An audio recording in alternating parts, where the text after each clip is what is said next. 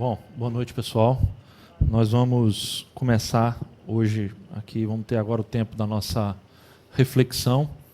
E eu sei que está todo mundo com uma certa ansiedade, aguardando uma grande notícia hoje que vem do Maracanã. Mas é muito importante que você entenda uma coisa. Muito provavelmente a notícia que virá do Maracanã hoje não vai mudar em absolutamente nada a sua vida. Você vai amanhã ter que acordar, fazer as mesmas coisas que você sempre faz na segunda-feira, pagar as suas contas, ir para o seu trabalho. Não vai mudar em nada. Eu te garanto que a notícia que virá do Maracanã hoje, seja de um lado ou do outro, não vai mudar a sua vida. Mas a notícia que eu tenho para te dar hoje aqui, durante esses próximos minutos, esses próximos 40, 50 minutos, pode mudar significativamente a sua vida. E é por isso que nós precisamos, então, fazer aqui um esforço especial de concentração, de atenção. É por isso que nós vamos orar agora mais uma vez, pedindo que Deus nos ajude nessa empreitada. Daqui a pouco a gente vai acabar esse momento, a gente vai assistir junto o jogo, a gente vai poder torcer, mas o pedido que eu faço para você é: foque aqui nesse lugar agora, nesse momento, na notícia que eu tenho para trazer para você. Tá bom? Vamos fazer uma oração? Senhor, nosso Deus, nosso Pai querido, muito obrigado por essa noite, pela comunhão, pela participação aqui de cada um. Nós estamos aqui porque acreditamos que a grande notícia que precisamos ouvir vem da Tua Palavra, vem do Senhor, vem deste livro que vamos abrir agora e vamos ler. Por isso nós pedimos que o Senhor nos dê a atenção, a concentração, que o Senhor nos ajude, Pai, neste momento a esquecer tudo mais que está acontecendo do lado de fora e foque efetivamente naquilo que importa para a nossa alma, para o nosso destino eterno neste momento. É o que eu te peço em nome do teu Filho Jesus. Amém. Gente, nós temos falado... Deixa eu subir esse banco aqui.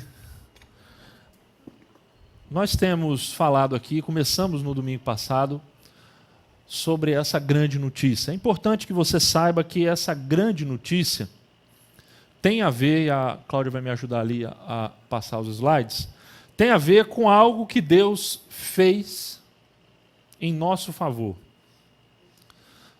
Essa é uma notícia da mais alta importância. Eu me lembro que agora, há 2, 3 semanas atrás, eu estava lá no hospital com a Juliana e, graças a Deus, ela já está aqui hoje, aí, recuperada. Mas nós ficamos ali no hospital durante 12 dias e a notícia que nós mais esperávamos ouvir era a notícia que o médico ia chegar lá e ia dizer assim: você está de alta, você pode ir para casa. Essa era a notícia que a gente precisava ouvir naquele momento. A nossa família. Era a notícia de que, de alguma maneira, o médico que tinha autoridade para dar essa notícia tinha visto, examinado, feito o tratamento e dito: olha, você já está boa. Pois bem, a notícia que nós estamos falando aqui é a notícia de que Deus tem algo, ou fez algo, em nosso favor, para nos salvar, para nos livrar de uma determinada situação. E é por isso que é muito importante que você e que eu tenhamos a plena consciência do que é que Deus efetivamente nos livra e o que é que efetivamente Ele fez. Se você não tem, então, a compreensão de uma notícia ruim, que tem a ver com a sua condição e com a minha condição, você não estará consciente ou preparado para receber a boa, a grande notícia. Eu ouso dizer, então, que nós precisamos, antes de dar a boa notícia, dar a má notícia. Esse é o nosso tema hoje. Nós vamos falar sobre a má notícia. Não sei se você já ouviu aquela história, né? Eu tenho 2 notícias para te dar, uma boa e uma ruim. Qual que você quer primeiro?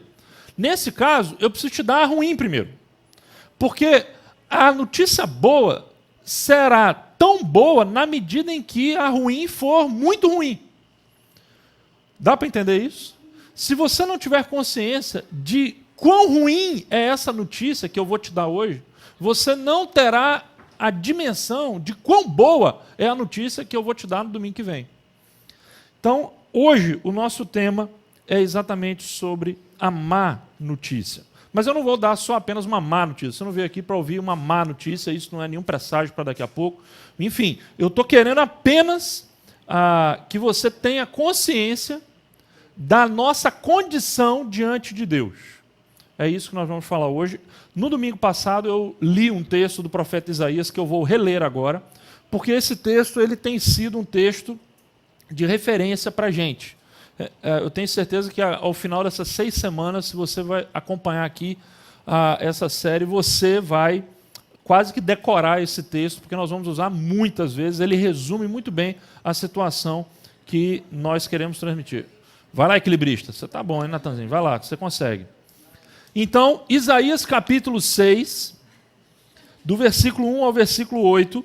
Na semana passada, nós conversamos aqui sobre os primeiros 4 versículos, e hoje eu quero conversar sobre os versículos 5, 6 e 7, especialmente o versículo 5, tá bom? Mas vamos ler o texto de novo. Será que a gente consegue ler junto para animar a torcida aí desde o início? Vamos lá? Isaías 6, de 1 a 8, está na tela o texto. Vamos ler juntos? No ano em que o rei Uzias morreu, eu vi o Senhor assentado num trono alto e exaltado, e a aba de sua veste enchia o templo.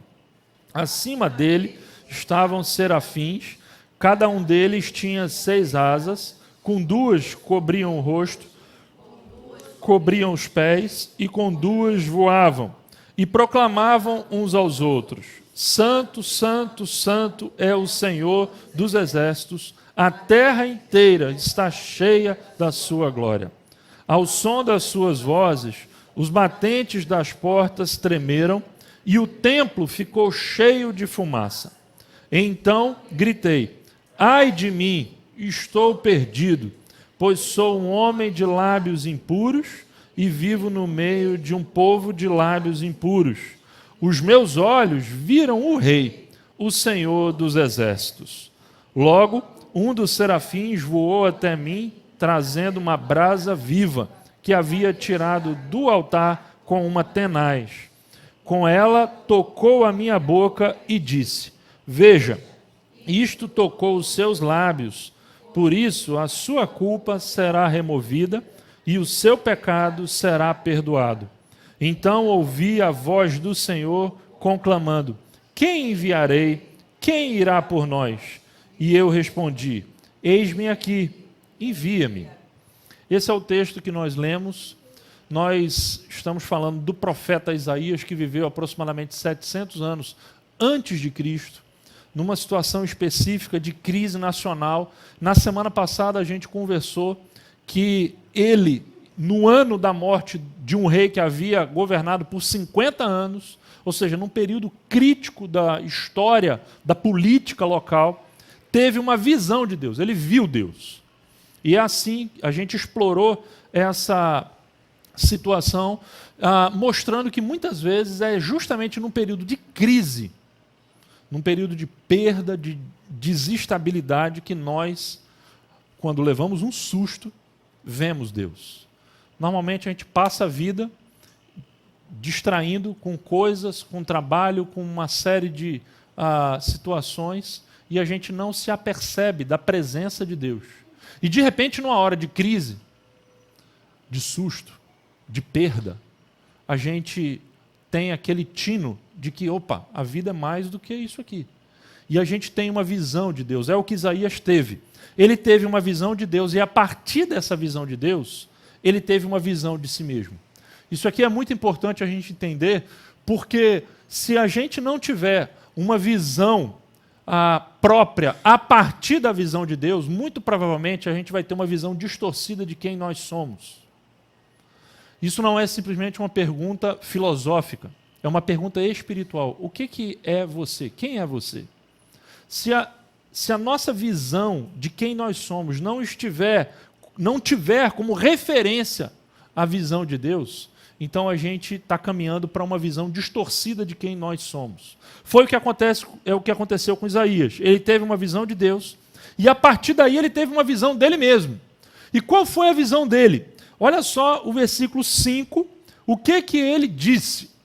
Olha só, então gritei, ai de mim, estou perdido, pois sou um homem de lábios impuros, e vivo no meio de um povo de lábios impuros. E os meus olhos viram o Rei, o Senhor dos Exércitos. A visão que Isaías tem de Deus leva ele a ver quem ele é, e essa constatação traz pavor para Isaías. O que você está vendo aqui é alguém literalmente apavorado. É alguém que está num estado de terror pessoal. Ai de mim, eu estou perdido. É mais ou menos a visão que você tem, talvez, quando você está na rua e de repente você vê um arrastão vindo em sua direção e você, totalmente impotente diante daquilo ali, você diz, ai de mim, eu estou perdido, agora acabou tudo. É mais ou menos a visão que Isaías está tendo aqui. Acabou tudo. Acabou tudo. A questão, gente, é que isso aqui levanta uma pergunta. Por que Isaías não vê o diabo para dizer, ai de mim, eu estou perdido? Ele vê Deus, o Criador do céu e da terra, aquele que, conforme dissemos na semana passada, é bom, é misericordioso. E aí, então, eu fico me perguntando por que a percepção da presença de Deus provoca tanto pavor no homem. Porque na Bíblia, geralmente é assim. Todas as vezes que Deus aparece, se manifesta ao homem, o homem fica em desespero e diz, eu estou perdido. Por que isso? Por que a percepção da presença de Deus traz pavor, medo, pânico para o ser humano? Você já parou para pensar nisso? Por quê? Será simplesmente pela majestade de Deus? Sim, também, como falamos na semana passada. Mas não é só isso. Tem alguma coisa a mais. E um cara que eu li num livro, muito bacana, ele tem algumas sacadas bem legais, que é o Michael Horton. Ele escreveu uma frase que para mim é uma pista. Olha só o que ele disse. Não podemos encontrar Deus pela mesma razão pela qual um ladrão não pode encontrar um policial. Se o encontrarmos, ou se ele nos alcançar, ele nos exporá ao que realmente somos. Essa é uma pista para nós nessa noite. O fato de descobrir que Deus é bom revela que eu não sou bom.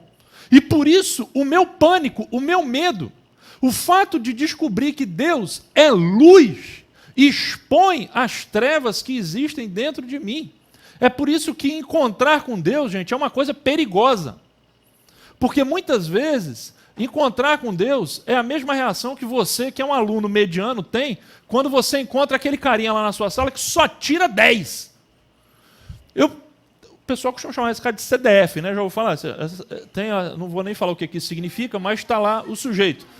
Tem esse sujeito lá, que é aquele cara que só tira 10. Geralmente esse carinha, ele é amado ou é odiado? O que vocês acham? Ele é um cara popular assim na escola? Todo mundo gosta dele? Já percebeu que todo carinha que tira 10 é o cara mais odiado que tem na sala? Por quê? Porque a existência dele, gente, é um atestado da nossa incompetência. É melhor não ter alguém que faz a coisa bem feita, porque aí nivela todo mundo. O fato da gente encontrar Deus, que é luz, que é puro, que é bom, que é perfeito, revela nossas trevas, revela a nossa imperfeição, revela, gente, que existe algo de essencialmente errado com o ser humano e com o mundo. E essa é uma época propícia para eu falar sobre isso. Basta você abrir os olhos, olhar nas ruas, os jornais, o movimento que existe hoje no nosso país, e você vai concordar comigo. Tem alguma coisa errada. Para não dizer, tem muita coisa errada. Você concorda comigo? Tem alguma coisa errada. As coisas não são como deveriam ser. E, gente, o mundo é assim. O nosso mundo tem muitas coisas erradas. E o meu objetivo hoje é investigar um pouquinho isso. Tem um vídeo que nós fizemos aqui, que a gente apresentou numa série há alguns anos atrás. Foi um vídeo muito bacana que o Perso fez, que eu queria colocar aqui para vocês, que é um vídeo que mostra esse lado escuro da força, vamos assim dizer, esse lado escuro do mundo, coisas que muitas vezes a gente ignora, mas que fazem parte do nosso mundo e que atestam que alguma coisa de muito errada tem no nosso mundo. Vamos dar uma olhadinha nesse vídeo aqui, rapidinho? Ele tem som. O som não é muito agradável não, tá, gente? Mas vamos fazer uma forcinha para...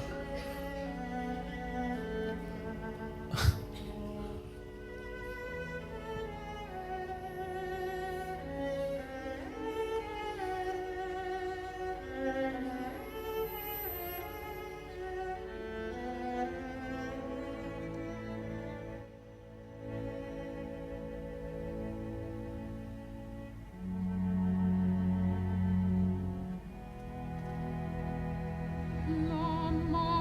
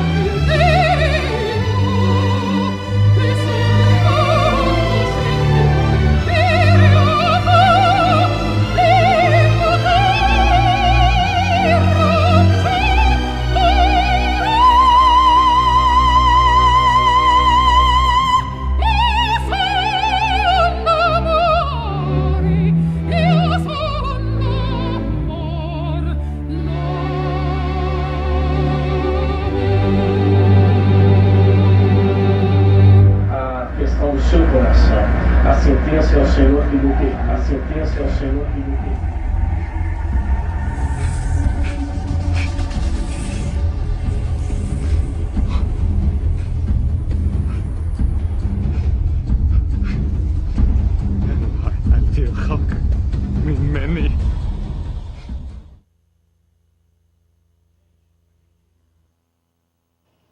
Nós vimos aqui a má notícia. A má notícia em algumas imagens. A resposta bíblica para todas essas imagens aqui pode ser resumida em uma única palavra. E essa palavrinha é de fato a palavra que descreve essa má notícia que eu vim trazer hoje para você. É a palavrinha pecado. Se a gente pudesse resumir todas essas imagens em uma só palavra, a gente colocaria a palavra pecado. A má notícia tem a ver com isso em nós. Não tem a ver com o outro, mas tem a ver conosco. A questão é que, no nosso entendimento, muitas vezes a gente acaba aceitando algumas visões reducionistas sobre o pecado. O que são visões reducionistas?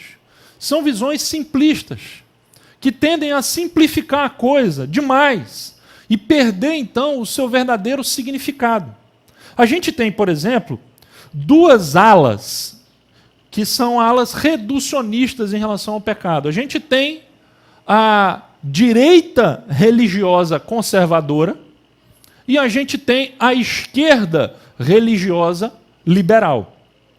E se você perguntar para qualquer pessoa que está ou num grupo, que se identifica com um grupo ou que se identifica com outro, ela vai te dar uma explicação sobre o pecado diferente. Por exemplo, a direita religiosa conservadora vê o pecado como transgressão, ou seja, como algo que tem a ver com a moralidade, com algumas regras que você vai lá e que você transgride. E geralmente isso acaba reduzido para alguns tipos de regras. Geralmente na área da sexualidade, da honestidade. Então, para a direita religiosa conservadora, que, diga-se por sinal, está preocupada com ver o pecado apenas numa dimensão individual, porque está preocupada com o juízo final, e vê o pecado como alguma coisa que tira você do céu, então o pecado para a direita religiosa conservadora vai ser, por exemplo, o adultério, o homossexualismo, o sexo fora do casamento, ou o roubo, ou um assassinato, coisas que têm a ver com a moralidade individual da pessoa.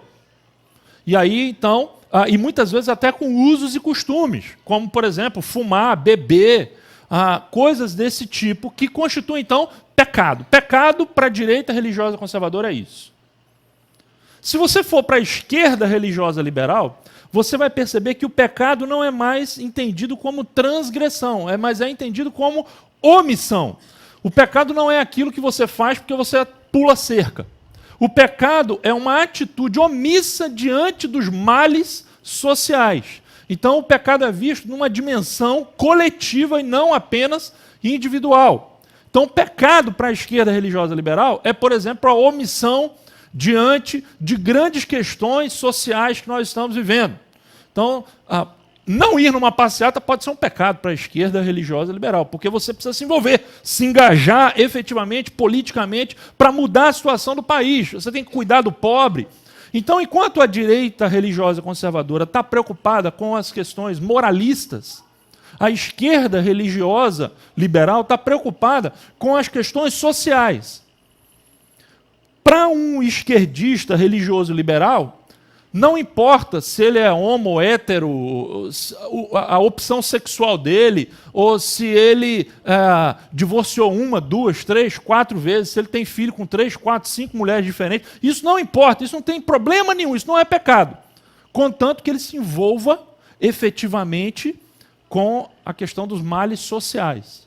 Por outro lado, para o cara da direita religiosa conservadora, essa coisa da família, do conservadorismo, do adultério, da opção sexual é extremamente importante, mas ele não se preocupa muito com os males sociais. Gente, eu estou falando da direita, estou falando da esquerda, e estou dizendo que essas duas visões são, na verdade, visões simplistas, reducionistas, porque elas têm uma coisa em comum. O que elas têm em comum? Elas têm em comum, gente, a compreensão de que pecado é aquilo que fazemos ou deixamos de fazer. Entre as duas está essa visão. Pecado tem a ver com o nosso comportamento. A gente pode fazer uma listinha. Os esquerdistas liberais vão ter a listinha deles do que é pecado, em termos de comportamento. Os direitistas vão ter a listinha deles do que é pecado. Porque os dois têm em comum que pecado é aquilo que nós fazemos ou deixamos de fazer. Mas eu quero dizer hoje, gente, que a partir do entendimento bíblico de Isaías e de outros textos que vamos ver hoje, o pecado precisa ser visto de uma forma mais profunda. A gente precisa mergulhar um pouquinho mais, para entender que o problema, na verdade, pode não ser... e eu li uma frase uma vez que explica isso muito bem. Você tem um tuberculoso, e ele está tossindo. Se você acha que o problema é a tosse, você nunca vai resolver o problema. Porque o problema é a tuberculose. O problema não é tosse. E muitas vezes a gente olha para situações erradas e quer tratar e quer fazer uma avaliação espiritual da coisa, dizendo, isso é tosse. O comportamento é a tosse, mas a questão é, qual é a tuberculose? O que vem antes? O que gera tudo isso? Esse é o problema. E aí, olha só o que Isaías nos ajuda a entender no capítulo 1. Coloquei um texto ali. Olha só o que ele diz. A gente leu o capítulo 6, olha só o capítulo 1, 3 versículos, 2, 3 e 4. Ouçam, ó céus, escute, ó terra, pois o Senhor falou, criei filhos e os fiz crescer, mas eles se revoltaram contra mim. Veja a expressão, eles se revoltaram contra mim. O boi reconhece o seu dono, e o jumento conhece a manjedoura do seu proprietário, mas Israel nada sabe, o meu povo nada compreende. A nação pecadora, povo carregado de iniquidade, raça de malfeitores, filhos dados à corrupção. E ele descreve aqui o pecado. Abandonaram o Senhor, desprezaram o Santo de Israel e o rejeitaram. Olhe os verbos. Lá em cima, revoltaram. Depois, abandonaram. Depois, desprezaram. E depois, rejeitaram. A compreensão bíblica de pecado, gente, não é a compreensão simplesmente de comportamentos ou individuais ou coletivos. Isso é o fruto. Isso não é o problema. Isso é a tosse. O problema, gente, é que o pecado é essencialmente, e aí você vai ver essa frase que você não pode esquecer, voltar as costas para Deus em busca de autonomia. Isso, na Bíblia, é pecado. É você viver como se Deus não existisse. É você não se preocupar com Deus. É você achar que a sua vida é sua vida e pronto. O Tim Keller tem uma frase que eu acho muito bacana. Olha o que ele diz. A essência do pecado não é a violação dos mandamentos, mas um relacionamento quebrado com Deus, com o próximo e com toda a criação. Todos os pecados são tentativas de preencher vazios, mas só Deus pode preencher os vazios. Imagine uma situação. Imagine uma viúva pobre que tem um filho único. E esse filho único, essa viúva com muita dificuldade consegue criar e procura dar uma boa educação, tudo que ele precisa, ainda que não tenha luxo, mas ela dá tudo que ele precisa, se esforça, trabalha, vira à noite, para que ele possa ter uma boa educação, paga uma faculdade particular para ele poder ser alguém na vida, e ela está sempre dizendo que é importante ele ser uma pessoa honesta, cumpridora dos seus deveres, atenta ao próximo, que ajude, seja generosa, beleza. Esse jovem, então, depois de muita luta e sacrifício da sua mãe, ele se forma numa faculdade, consegue um bom emprego. E aí ele casa, ele vai ter a sua vida, e ele é um cara honesto, ele é um cara fiel à sua esposa, ele é um cara que contribui com causas locais, até participa de uma igreja, é uma pessoa que você olha assim e fala, poxa, mas isso está vendo aí, um vitorioso na vida. Mas suponha você que ele é tudo isso, mas ele só uma vez por ano manda um cartão de Natal para sua mãe, que de vez em quando acontece alguma coisa muito grave, liga para ela para saber, ei mãe, como é que a senhora está? Que não se preocupa muito. Ele até manda uma gorjetinha lá para ajudar ela financeiramente, mas ele não se importa muito com isso. Só que ele é uma pessoa honesta, cumpridora dos seus deveres, generosa com as causas sociais. O que você diria de uma pessoa como essa? Você não diria, olhando toda a sua vida, que ele é realmente uma pessoa boa ou é uma pessoa má? Você percebe? O que eu estou querendo dizer aqui é isso, gente. É que não importa o quão bom a gente é. Não importa se a gente é uma pessoa honesta, cumpridora dos deveres, que procura viver uma vida digna. O que importa é, será que nós voltamos as costas para o nosso Criador? Aquele que nos deu tudo e que nos dá o dom da vida, que nos alimenta, que faz o nosso coração estar batendo. Será que o exemplo dessa viúva nos ajuda a entender a essência do pecado, que não tem a ver com o que você faz ou deixa de fazer, com comportamentos exteriores, tem a ver com uma atitude anterior a tudo isso, que é a atitude de ou rejeitar ou viver para Deus. A Bíblia diz que nós fomos criados para Deus. Mas a conclusão que nós chegamos é que alguma coisa aconteceu no meio do caminho, quando o pecado entra na nossa história.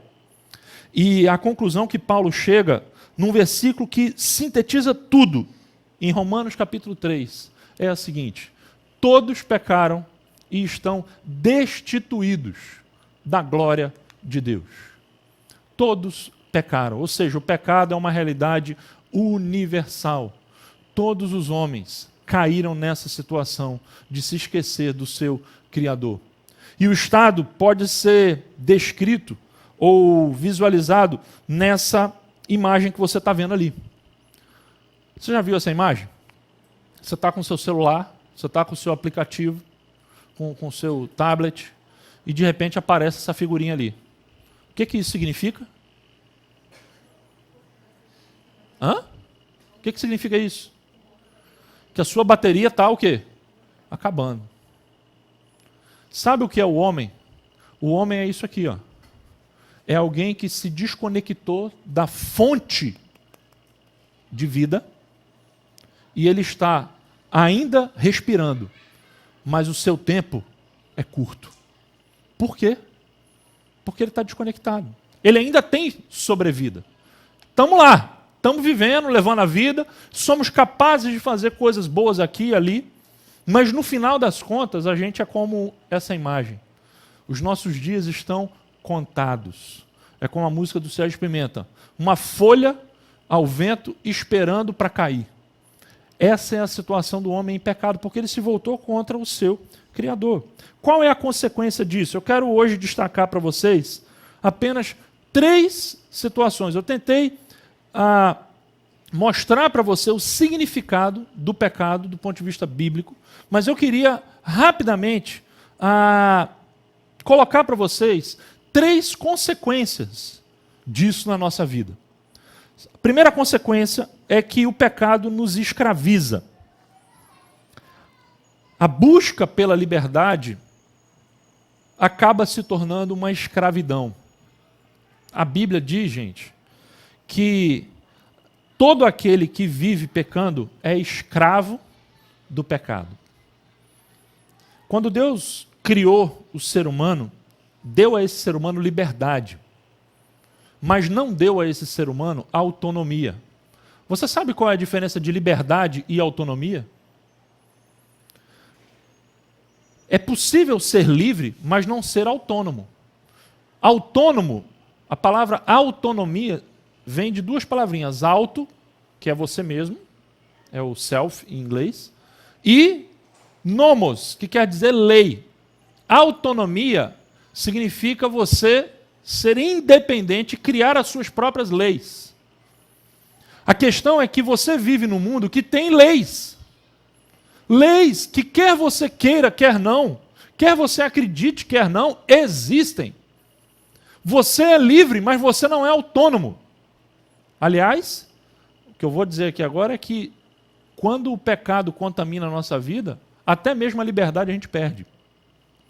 Eu vou te dar um exemplo, que eu já dei aqui numa vez que eu falei sobre esse assunto. Você é livre para chegar lá do seu apartamento no 20º andar e pular da janela, não é? Você tem essa liberdade? Tem, é só abrir a janela e pular. Você tem essa liberdade. Agora, você é livre para não cair? Você tem essa liberdade? Eu vou pular, mas não quero cair. Quero ficar flutuando. Você tem essa liberdade? Isso você não tem. Por quê? Porque você não é autônomo. O mundo que você vive tem uma lei chamada lei da gravidade, que diz que tudo que está aqui vai cair. Tudo vai cair para o chão. Tudo. Não existe autonomia.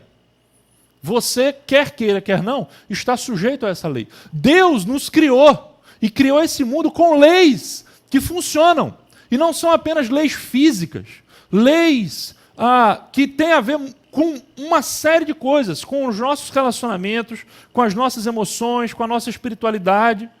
O nosso mundo funciona de uma determinada maneira porque Deus nos criou para isso. O que é, por exemplo, a liberdade de um peixe? Um peixe, ele encontra a liberdade voando? Não, ele morre voando. Se você tirar um peixe da água, ele vai morrer. Agora, ele só encontra a liberdade como? Dentro da água. Um pássaro, ele vai encontrar liberdade dentro do mar? Não vai encontrar, ele só vai encontrar liberdade voando. Nós, seres humanos, a Bíblia diz que nós não fomos só criados por Deus, mas fomos criados para Deus. Daí que tentar viver uma vida longe de Deus é como um peixe tentar viver fora da água. É morte. E é isso que eu queria colocar para vocês em relação a essa coisa da escravidão. Nós, justamente por uma atitude de rebelião deliberada, somos escravizados pelo pecado. E sabe quem falou sobre isso na Bíblia de uma forma magistral? Foi o apóstolo Paulo. Queria ler um trechinho. Veja se você se identifica com isso. Ou se você acha que isso é só uma experiência dele, não é sua, não tem nada a ver. Pode ser que alguns aqui se identifiquem, outros não. Mas, enfim, eu queria ler Romanos capítulo 7, rapidinho. Apenas ler e me diga se você se identifica ou não com isso. Ele diz o seguinte: sabemos que a lei é espiritual. Eu, contudo, não o sou, pois fui vendido como escravo ao pecado. Não entendo o que faço, pois não faço o que desejo, mas o que odeio. E se faço o que não desejo, admito que a lei é boa. Neste caso, não sou mais eu quem o faz, mas o pecado que habita em mim. Sei que nada de bom habita em mim, isto é, em minha carne. E ele, quando fala carne, está falando da natureza dele pecaminosa. Me perdi. Minha carne. Porque tenho o desejo de fazer o que é bom, mas não consigo realizá-lo. Pois o que faço não é o bem que desejo, mas o mal que não quero fazer, esse eu continuo fazendo. Ora, se faço o que não quero, já não sou eu quem o faz, mas o pecado que habita em mim.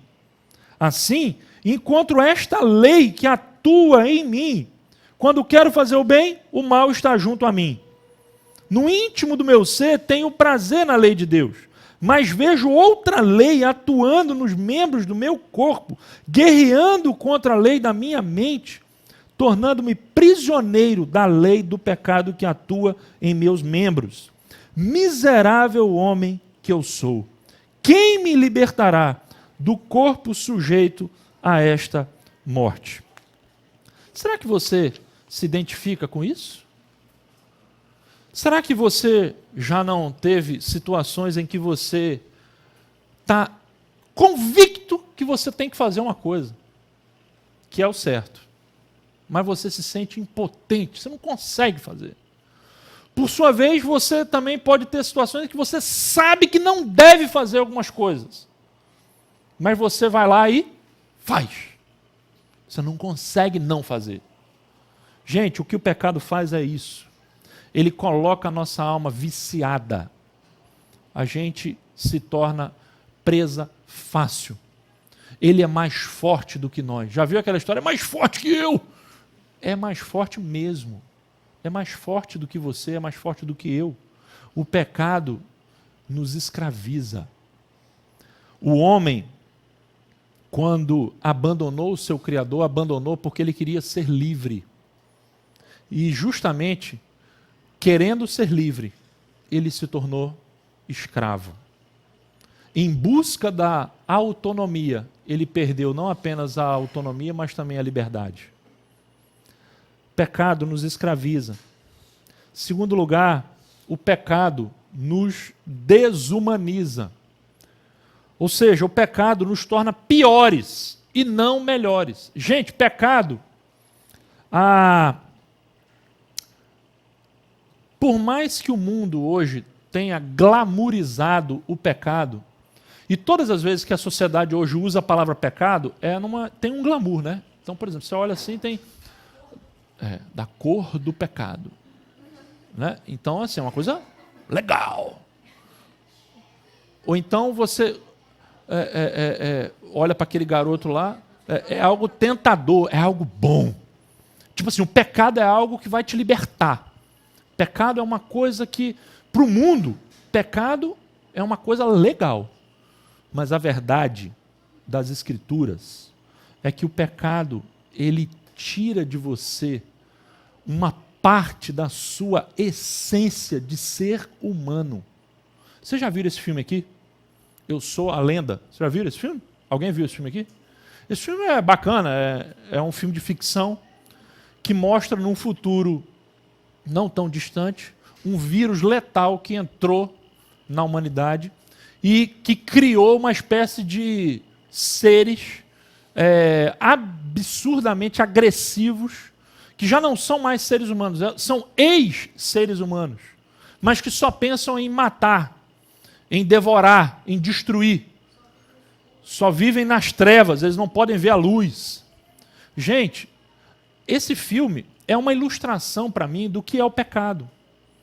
Porque quando eu leio as Escrituras, eu vejo que Deus criou o ser humano, e quando eu olho para o ser humano hoje, inclusive quando eu olho no espelho, para mim, eu digo, não foi isso que Deus criou. Com certeza, o que Deus criou não foi isso que eu estou vendo no espelho. Mas a verdade é que o que aconteceu no caminho? O que aconteceu é que aquilo que Deus criou foi desfigurado por causa do pecado. O pecado nos desumanizou. O pecado nos tornou menos gente do que a gente era quando Deus criou. E é justamente por isso que nós vamos caminhar com essa boa e grande notícia, que Deus recria o ser humano através do seu Filho, que é a imagem perfeita. A imagem que não foi capaz de se manter no Éden, ela é recriada em Jesus. E nós vamos ver isso na semana que vem, não é o fato hoje, mas eu queria apenas te dizer que o que você é hoje, que você acha que pode ser muito bacana, você pode ter uma super autoimagem, mas eu quero te dizer, não é hoje, quando você olha no espelho, e não apenas fisicamente, mas na sua alma, o que você vê não é o que Deus criou lá no início. Alguma coisa aconteceu que te desumanizou, que colocou trevas na sua vida. E isso se chama pecado. Então o pecado não apenas nos aprisiona, nos escraviza, mas ele também nos desumaniza. E em terceiro lugar, o que o pecado faz, gente? O pecado nos torna culpados. Por que eu estou falando isso? Porque seria muito fácil dizer, tipo assim, me escravizou, me desumanizou, mas eu sou uma vítima desse negócio. Isso é um vírus que entrou e eu fui vítima do pecado. Não. Nessa história, todos nós não somos pessoas simplesmente que são vítimas. Ninguém é inocente. Quando a Bíblia diz que todos pecaram, ela está falando da realidade de todos nós. Papa Francisco tem pecado? Aliás, ele, há menos de um mês atrás ou dois, disse que até o Papa tem os seus pecados. Acho que foi o primeiro Papa na história que falou que tem pecado. Eu nunca tinha ouvido falar de um Papa dizer que tem os seus pecados. Madre Teresa de Calcutá tem os seus pecados. Porque, gente, a questão não é ter ou não ter, fazer ou não fazer pecado. A questão é ser ou não pecador. A questão é que o pecado, justamente porque ele nos aprisiona, nos desumaniza, ele nos torna culpados. Tem um livro que todo mundo tinha que ler. Esse livrinho aqui é fantástico. Ele chama Sociedade Sem Pecado. É um livro maravilhoso que ele mostra como que na nossa sociedade o conceito de pecado foi invertido, como a gente inverteu os valores, como que aquilo que a Bíblia chama de pecado hoje mudou o nome, como muitas vezes a gente prefere não chamar de pecado, a gente chama de crime, a gente chama de desvio de conduta, distúrbio, mas pecado não. Pecado não pode falar. A gente pode dizer no máximo que é um desvio de conduta. E aí a gente transferiu, fazendo isso, o tratamento desses pecados, a gente transferiu da igreja, da espiritualidade, a gente transferiu para a clínica, ou para a polícia, quando é muito mais grave. Esse livro diz o seguinte: a sociedade encoraja o pecado, mas não tolera a culpa produzida por ele.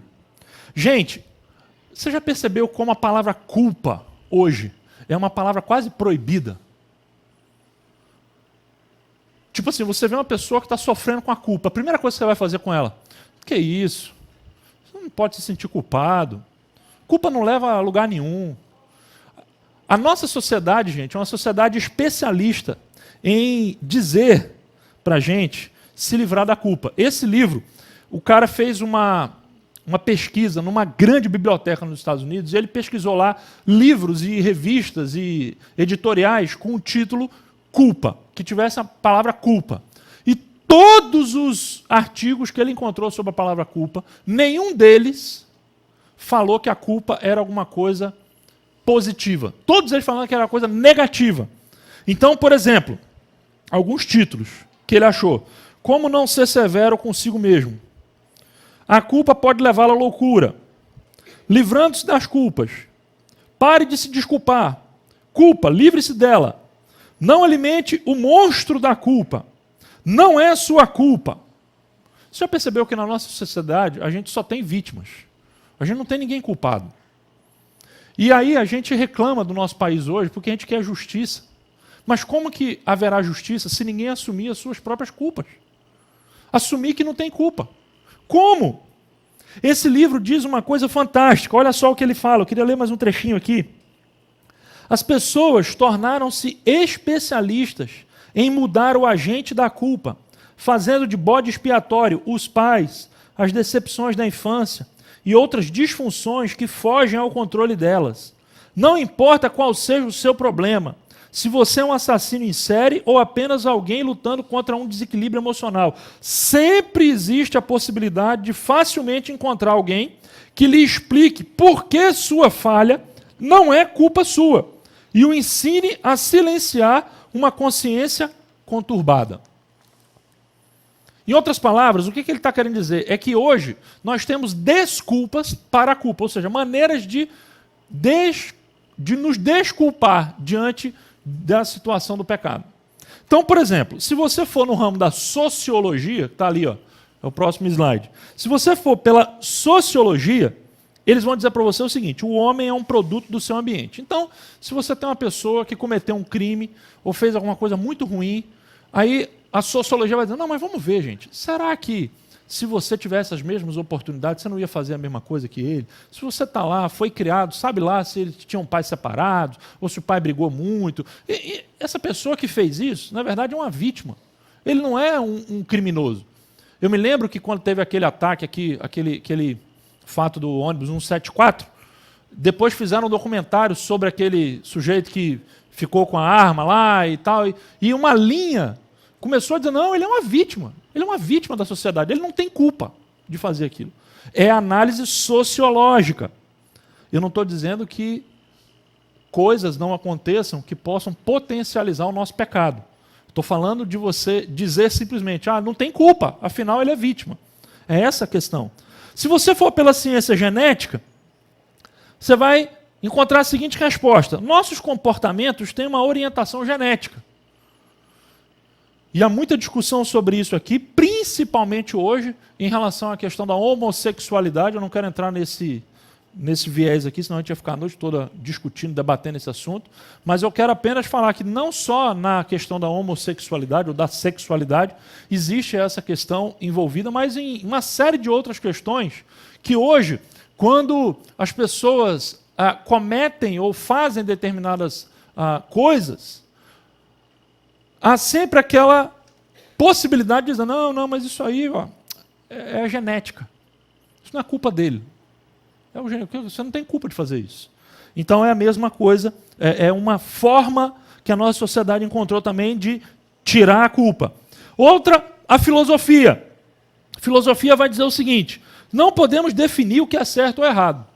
Então quem garante que isso é errado e isso é certo? A filosofia vai dizer, não existe verdade de parâmetro, não existe uma régua absoluta para você medir. Então, como assim pecado? O que é pecado para você não é pecado para mim. O que é pecado para mim não é pecado para você. Então, quem é você para falar o que é pecado? Então, a filosofia vai dizer que não tem esse negócio de culpa. É uma questão apenas de você entender o que é o certo e o que é errado. Foi o Dostoiévski que disse a famosa, clássica frase, se Deus não existe, tudo é permitido. É o padrão da filosofia. E tem também, gente, o viés religioso dessa história. Teologia da batalha espiritual vai dizer o seguinte, a culpa é do diabo. Então, assim, se você é um alcoólatra, bebeu, encheu a cara, chegou em casa, espancou a mulher e os filhos, chegar na igreja lá, os caras vão chegar para você e vão dizer assim, meu irmão, você está com o espírito do alcoolismo. Existe um demônio do alcoolismo. Não foi você, foi o demônio do alcoolismo. Então, basta a gente, num descarrego aqui, tirar esse demônio da sua vida, que você está bom. É fácil colocar a culpa no diabo, não é? Você concorda comigo? É fácil dizer que a gente faz coisas erradas e não foi o diabo, não foi eu.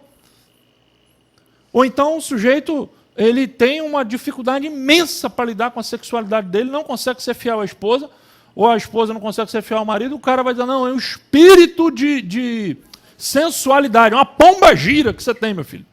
É só expulsar o espírito, você vai estar bom. Não vai fazer nunca mais, vai trair sua mulher, não tem nada. Gente, isso é mais uma vez, visões reducionistas sobre o pecado. É tentativa de tirar a culpa do diabo. Alguém já disse, inclusive, que hoje a coisa tão grave... É o quê? Tirar a culpa de si mesmo. Alguém já disse hoje, inclusive, que o diabo já tem quase que uma função expiatória. Porque as pessoas estão transferindo aquilo que Jesus fez por nós, que é pagar pelos nossos pecados, para o diabo. Então agora o diabo virou Jesus. Porque quem pagou pelos nossos pecados foi Jesus, não foi o diabo. Só que hoje, quem que a gente usa para pagar os nossos pecados? É o diabo, não, é o diabo que fez isso. A culpa é dele, não é nossa. Gente, quem assumiu sua culpa não foi o diabo, foi Jesus. Então, não vamos inverter as coisas. Tudo isso eu estou falando apenas para falar para você o seguinte, o pecado, gente, nos torna culpados. Nós somos culpados diante de Deus. Nós temos culpa. Não adianta negar, não adianta justificar, desculpar.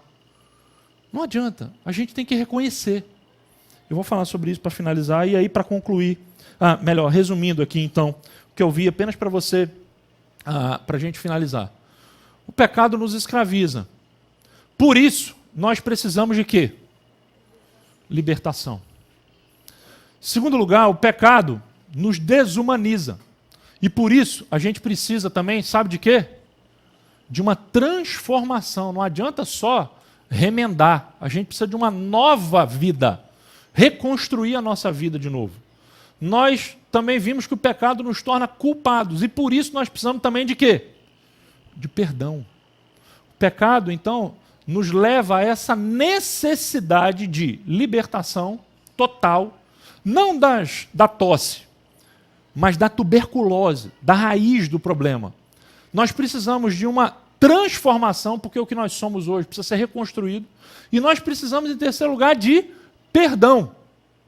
E a pergunta que eu faço então para você é, para concluir, isso que está aqui, essas três coisas, você é capaz de fazer por si próprio?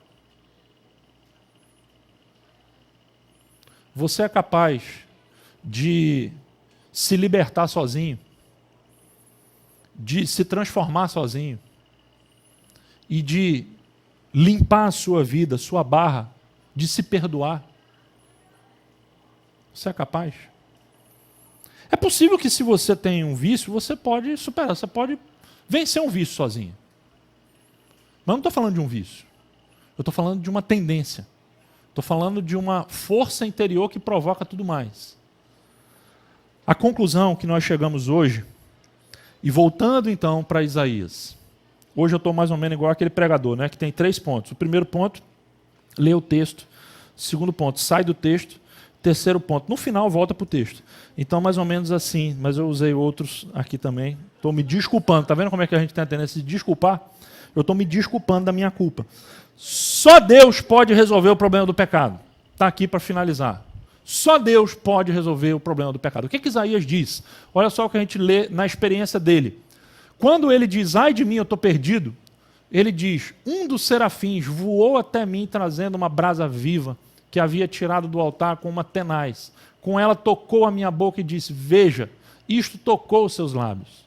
Por isso a sua culpa será removida e o seu pecado será perdoado. A questão que eu queria destacar, e na semana que vem nós vamos conversar basicamente sobre esse texto também, mas eu quero apenas destacar aqui que quem tira a culpa é Deus. Não é Isaías que se purifica sozinho, ele é purificado. Ou seja, só Deus pode efetivamente resolver o problema do pecado.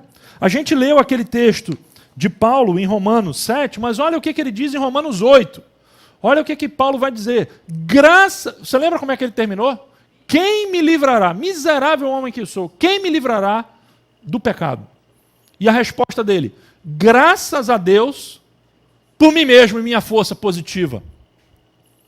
Minha força interior. É isso que ele fala? Graças a Deus por Jesus Cristo, nosso Senhor. Porque por meio de Cristo Jesus, a lei do Espírito de vida me libertou da lei do pecado e da morte. Porque aquilo que a lei fora incapaz de fazer, por estar enfraquecida pela carne, Deus o fez, enviando o seu próprio Filho.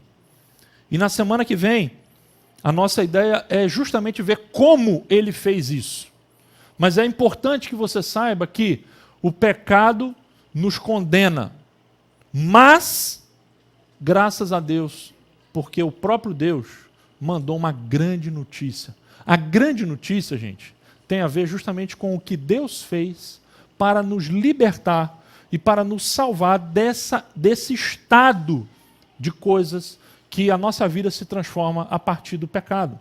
A má notícia sobre o pecado, a boa notícia é que só Deus pode resolver o problema do pecado.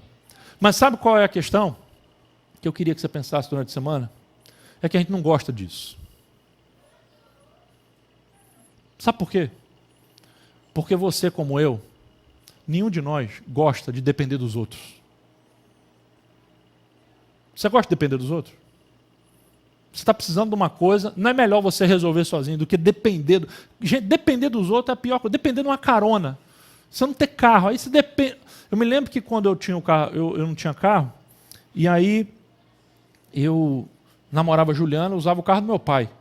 E aí eu marcava com a Juliana para sair e tal, e de repente eu tinha que fazer um agendamento lá com meu pai e tal, para ele me emprestar o carro. E, gente, depender dos outros é uma coisa terrível. Porque pode ser que aconteça, pode ser que não. A gente não gosta de depender dos outros. E é por isso que a gente tem dificuldade de entender isso aqui, ó, que só Deus pode resolver o problema do pecado. Se é só Deus, não é você. Não adianta você tentar entrar num curso de descobrir o seu potencial interior, de iluminação interior, de tentar se reconstruir, tentar resolver o seu problema. O nosso mundo, as religiões ao nosso redor estão todas elas dizendo, você consegue, vai lá. Basta você querer. O que falta é força de vontade. Gente, não é isso. O que nós estamos vendo na Bíblia é que a grande notícia, o Evangelho, não é um conjunto de instruções que você vai lá e faz isso ou faz aquilo. Não.